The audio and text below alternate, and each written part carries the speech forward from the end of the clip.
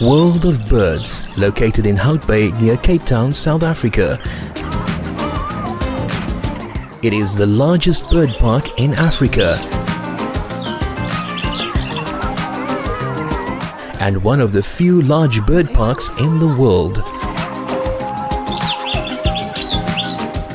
Over 3,000 birds and small animals of 400 different species.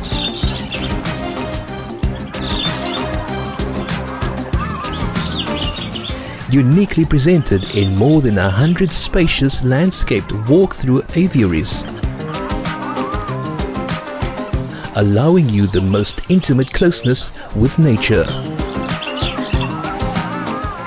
A paradise for nature lovers and photographers. The World of Birds is one of Cape Town's premier tourist attractions, which no visitor should miss.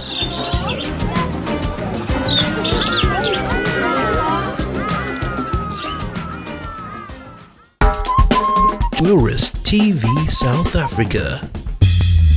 The adverts, the videos, the channel.